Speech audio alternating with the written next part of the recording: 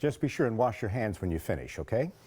Now, there are some foods that can always increase your risk of stroke. Allie Miller, dietitian with Naturally Nourished, is here to kind of straighten out some of the facts about food.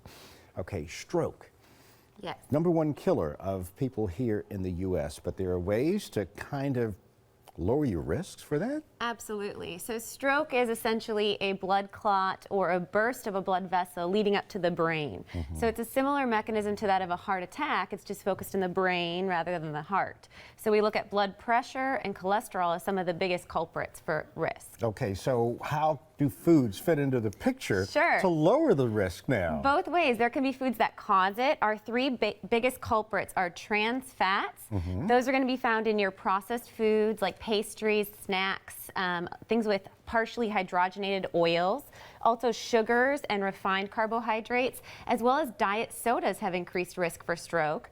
And the last grouping is our processed refined meats. When you see something that has a nitrite, sodium nitrite, that actually is going to destroy the vessels and harden those arteries, so leads to increased risk. So in a sense, some of the foods that we eat daily Absolutely. could be causing us some real big problems. Absolutely. And then on the other hand, we want to make sure we're getting the nutrition that helps to prevent. So there are foods that we can eat that are not just tasty, but can also prevent our risk. And I have some of those here. Yeah, I was going to ask you about, now I saw beets. Yes. Some folks don't like fresh beets. They like them out of the can, but you've got fresh beets here. I do have fresh beets. Well, and I find sometimes my clients that have only had them pickled don't like them and prefer them fresh. They're nice and sweet, high in fiber. The beets actually have a compound called nitrate. It sounds like nitrite, but the nitrates help to dilate your blood vessels and increase your blood flow. So that's a huge aspect there. Then I have bananas and dates. These are foods that are high in potassium. Potassium works inversely with sodium, so we hear that sodium increases the blood pressure. Potassium helps to bring it back down. Amazing. Also is going to give us a little bit of balanced sweetness in our smoothie here. I have some berries. The berries protect the vessels and keep them anti-inflammatory, so it keeps them rather than puffy and rigid, makes them more lubricated, less risk for plaque. Also, we have some Greek yogurt. So the probiotics in here help to protect the gut flora. Also, the calcium and magnesium, potassium help with the blood flow.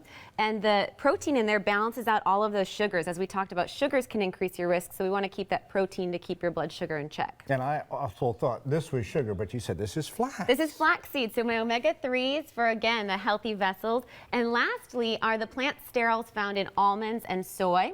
So I have an almond butter that we're going to put into our smoothie. The plant sterols can actually lower that LDL, bad cholesterol, and they can be as efficient as a statin drug. So I use in my practice food as medicine, and we'll use those plant sterols to get people off of their medications.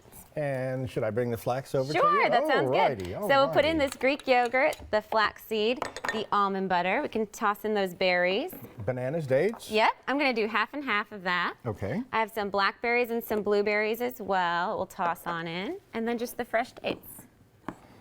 And we blend these up, and you're welcome to give it a try if you'd like. Let us know what you think. Already made.